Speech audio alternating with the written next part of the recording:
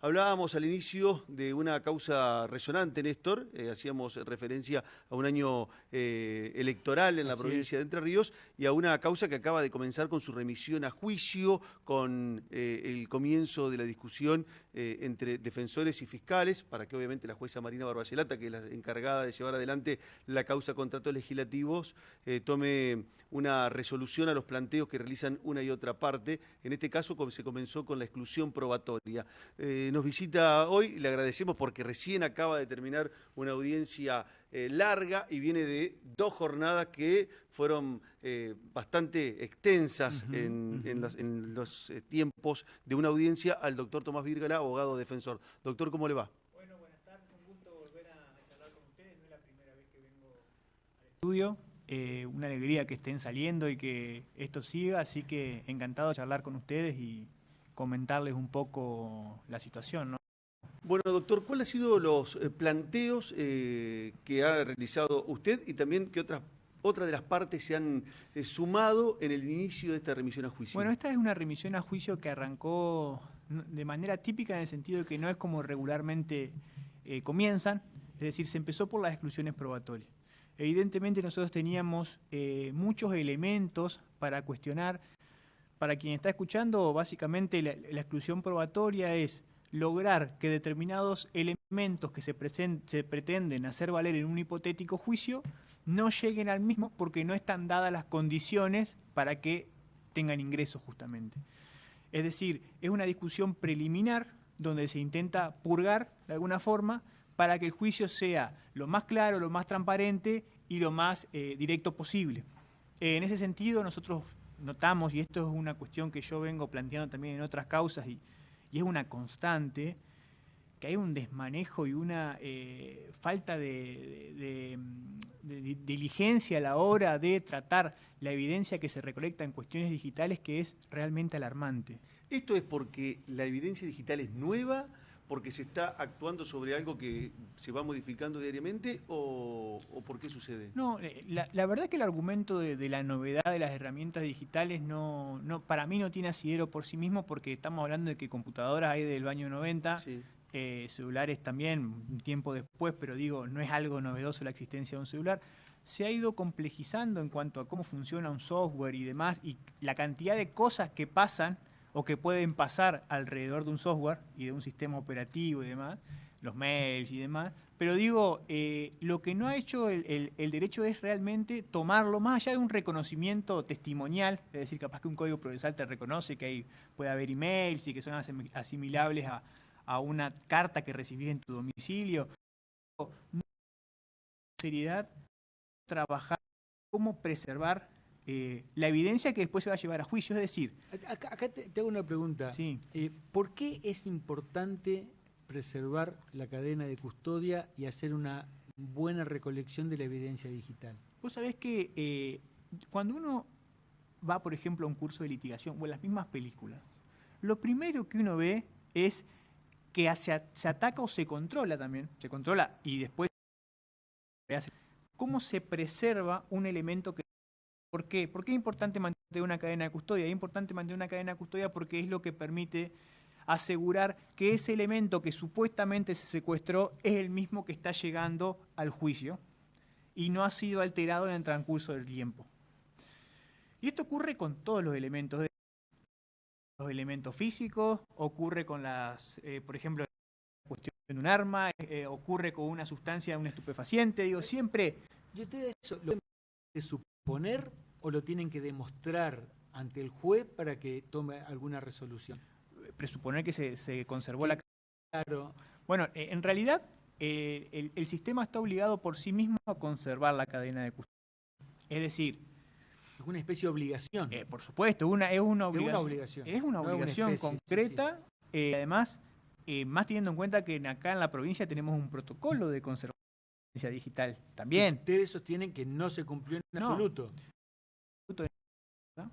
Más allá de que se planteó un argumento, para mí, completamente equivocado y a la vez de difícil sostenibilidad, que tiene que ver con que no, bueno, en realidad no era la ley que estaba vigente. Bueno, pero estaba vigente un protocolo de trabajo del Ministerio Público de la Evidencia, que era aplicable a todos los ministerios públicos. Es decir, los allanamientos fueron en el año 2018 y esto estaba vigente en el 2017. La ley es del 2021, pero digo, tampoco hay justificación para incumplir con la cadena de custodia. Es decir, son cosas diferentes. Sí, pues es que... O complementarias, mejor dicho, perdón. Yo tomé nota, perdón, Sí, de posición, donde usted dice que se establece que hay que fotografiar todo antes de secuestrar. ¿Esto no se cumplió? No, ¿Y por qué no se cumplió?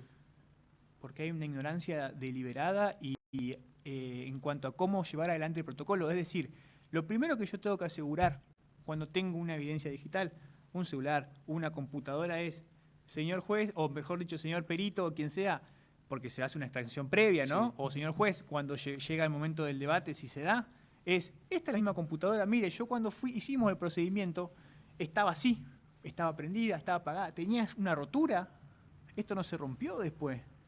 Tenía tantas bocas para insertar USB o los puertos, y después los bloqueamos con esto. Digo, un montón de detalles y de situaciones que hay que considerar. Es lo mismo que agarrar un arma, Sí. y no usar guante. Se contamina todo. ¿Cómo después nosotros hacemos o nos aseguramos de la trazabilidad, nos aseguramos de que se trata de lo mismo, nos aseguramos de que no fue modificado? Claro. Tengo una pregunta... Claro, ahí va la confianza que se puede decir que usted le tiene al que realiza el funcionario secuestro. público. Sí, y acá tenemos, sí. Se habló mucho en la audiencia que el nuevo proceso o el nuevo Código Procesal de la provincia instaura lo que se llama la lógica de la desconfianza. Un poco para lo que aportaba Marcelo, ¿no? De tener que confiar en que el funcionario que va a hacer la extracción o que labre un acta lo hace de buena fe y refleja lo que realmente ocurrió. Y lo que sostiene la defensa, porque el nuevo código lo establecería, es que prima desconfiar de que fue obtenido como se dice en el acta. No por una cuestión, digamos, de pelea absurda, sino de eficientizar el servicio de justicia. Lo que por pasa, lo menos lo entiendo así. Lo que pasa es que primero es un sistema acusatorio donde las partes tienen derecho a oponerse a todo y a también mantener un rol activo. Pero además yo quiero puntualizar en algo, porque la lógica de confianza no solamente es para el proceso penal, porque si no queda como que... No. La lógica de confianza, todos los ciudadanos nos movemos bajo la lógica de la desconfianza. O si no, quien escuche o quien esté viendo, ustedes mismos, nunca han dicho, che, la verdad que esta multa no me la deberían haber puesto. La verdad que no decía que no se podía estacionar acá. Digo un ejemplo, Sí. y uno está desconfiando de Sí, un sí, acto público, sí. y a nadie se le ocurre pensar se que uno... presume legítimo. Claro, y a nadie se le ocurre pensar que uno está siendo un mal ciudadano, Claro. no quiere acatar la ley. No, acá rige algo concreto. Hay determinadas cuestiones, todas las cuestiones son criticables porque estamos viviendo una democracia y ya lo sabemos todo.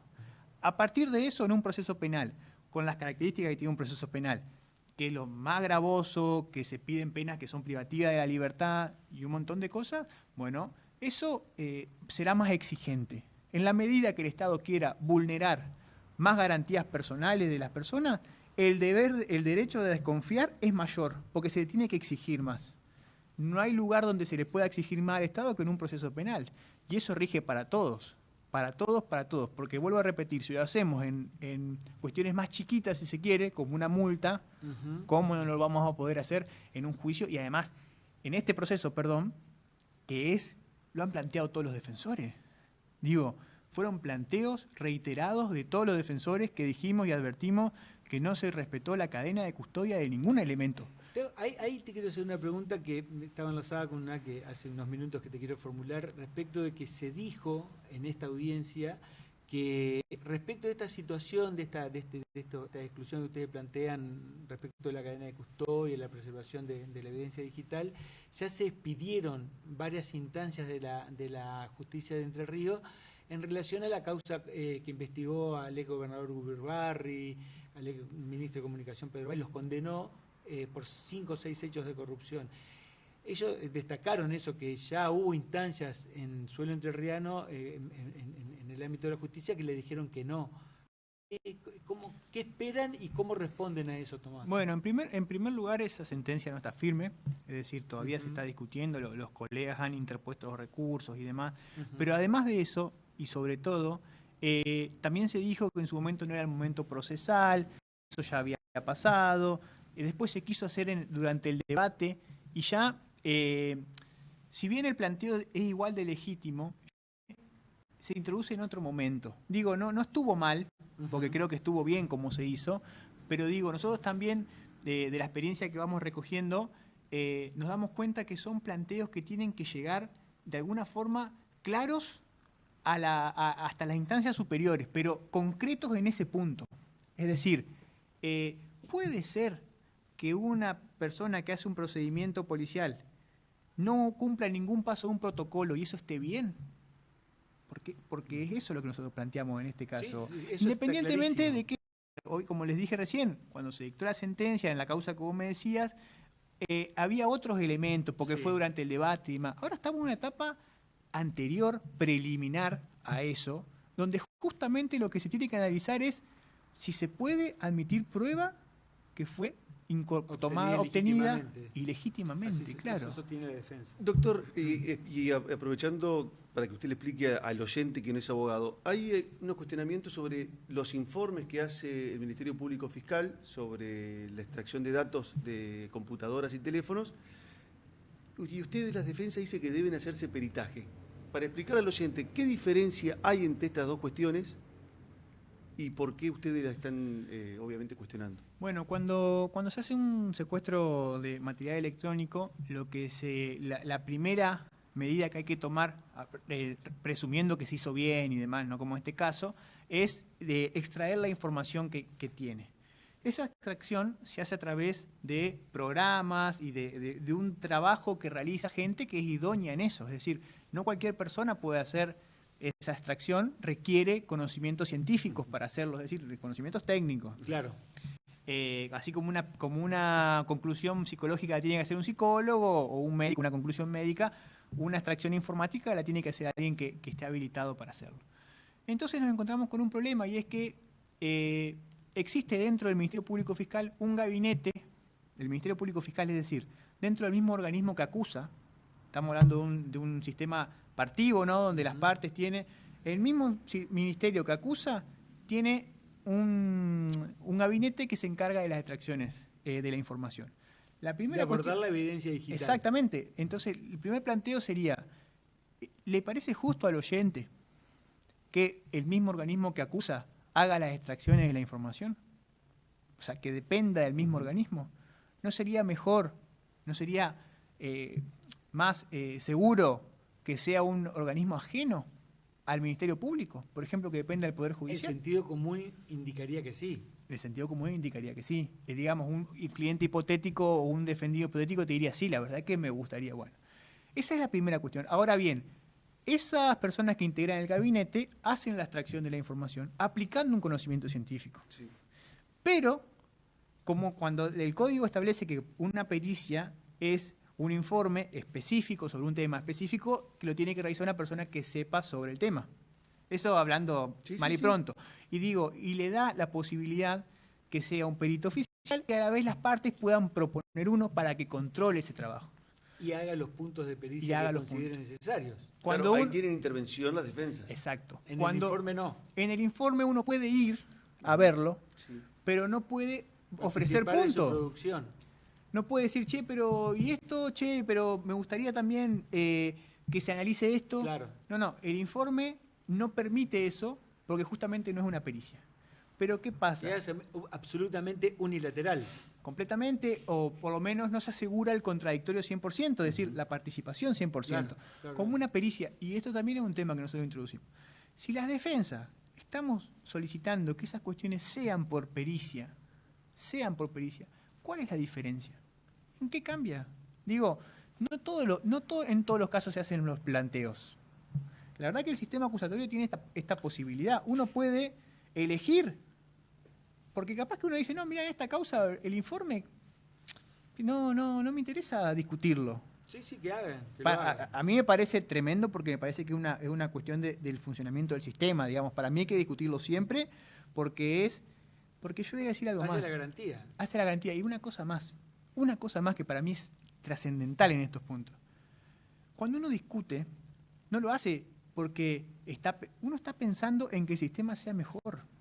Uno no quiere, en realidad, que le echen la culpa o que se determine que la policía no sabe realizar los procedimientos, porque no es un ataque a la policía, más allá de que evidentemente hay un tema ahí que no tienen incorporados los protocolos como deberían, pero uno lo hace para que el sistema funcione mejor. Hay muchas veces que nos gusta comparar con el derecho estadounidense y demás. Yo no soy tan de esos, pero lo veo mucho.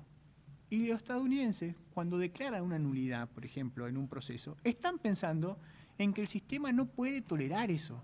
No están pensando en el funcionario interviniente. Están pensando en que el sistema no puede tolerarlo. Si los particulares están diciendo, che, me gustaría que la extracción la haga un tercero imparcial, o que por lo menos no pueda ser considerado imparcial 100%, ¿por qué no hacerlo? ¿Cuál es el problema? Estamos hablando con el doctor Tomás Vírgara, abogado defensor de Ariel Faure, uno de los acusados en la causa Contratos, tratando el tema de la remisión a juicio y los planteos que han realizado las defensas, cada una en forma individual, pero también algunas cosas que son en conjunto. Usted también hizo referencia, y al igual que otras defensas también, a las órdenes de allanamiento. Yo tomé nota y hablaba con Néstor. Me llamó la atención que hablaban de que las órdenes de allanamiento que se libraron eran genéricas, sin especificar. Primero, contarle a la gente que hay del otro lado que no sabe qué es una orden y qué tiene que decir y qué decían estas que ustedes están objetando. Bueno, el allanamiento y el posterior secuestro de los elementos es una injerencia a la privacidad de las personas. Es decir, una cosa es la libertad que tiene determinados organismos para investigar y producir las pruebas o las evidencias que considere. Pero ya cuando va a realizar determinadas injerencias a los derechos personalísimos de las personas, como en este caso la propiedad, la intimidad y demás, hay que exigirle más. Es decir, porque esto le puede pasar a cualquier persona. Solamente porque te pidan o busquen el celular es suficiente. Lo que debería ser, y por eso criticamos nosotros el acta de allanamiento, porque la veíamos muy genérica en el sentido de que, no, como se está investigando este hecho puntual, que se secuestre, y es grave que se secuestre las computadoras, los teléfonos, los papeles, o todo otro documento de interés para... Entonces, ¿qué es? Porque lo que hay que... Ustedes señalaban que Fiscalía iba a la pesca. No, claro, es que ir a la pesca es un concepto que dicho así por ahí queda medio vulgar, sí, no. pero es muy gráfico en cuanto a que es como tirar una red, en realidad. Uno cuando va a pescar en un concurso de pesca tira su caña, claro, el otro tira su caña. Digo, si vos tirás una red, eso la propia Constitución te lo prohíbe. Y actuar contradiciendo eso, y principalmente sin dar elementos para que yo te diga, porque yo te digo, mirá, voy a hablar en genérico, ¿no? No, sí, yo voy a solicitar el allanamiento porque voy a solicitar el secuestro del celular, porque esta persona con este teléfono está haciendo tal cosa. O sea, tengo un llamado. Sí, sí, sí. Bueno, ahí ya empezás. Un estado de sospecha fundado. Exacto, ahí vos ya empezás a darle un marco, una justificación. Sí. Pero no hay nada de eso. No hay nada de eso. Y además, se secuestra todo mal. No solamente hay una orden muy amplia, inexacta. El acta de allanamiento no describe bien los hechos que se secuestran. Por eso fecha de cierre. No tienen fecha de cierre. Ustedes sostienen que la doctora Vallarata podría haber sido inducida a cometer un error por el apresuramiento de Fiscalía en solicitar la orden y la jueza de otorgarla. Bueno, en realidad, no sé si puntualmente la jueza Vallarata, creo que es, en este caso es porque es la doctora la que está interviniendo, sí. Y uno critica el acto jurisdiccional, pero digo, es algo habitual que se ve. Es decir, órdenes de allanamiento y secuestros infundadas hay por montones. La verdad que creo que es una generalidad y creo que se ha bajado el nivel de exigencia en cuanto a la invasión a la privacidad de las personas. Creo que antes había límites mayores. Me parece que antes había límites mayores en la forma en que se le exigía la intervención en la privacidad. Y hoy creo que los límites de eso han bajado y la Constitución no se modificó. Es preocupante eso. Sí, Por supuesto que es claramente preocupante. que sí.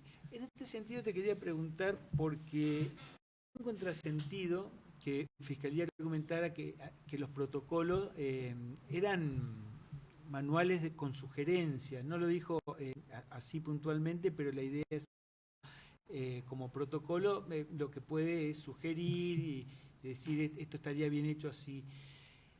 Y claramente también se habló en la audiencia de que hay un protocolo de ministerios públicos fiscales que se agrupan en uno específico.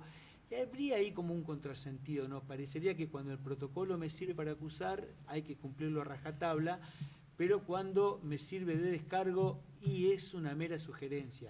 Yo estoy muy subjetivizado, pero no sé, te pregunto a vos cuál es la opinión que te genera una situación así. Bueno, en realidad, en primer lugar, uno tiene que... primero, creo que es muy importante la seguridad jurídica. Y esto, creo que la seguridad jurídica es un concepto del que se está hablando poco y que es muy importante. Es decir, necesitamos nosotros tener un piso mínimo de actuación todos para saber a dónde estamos parados.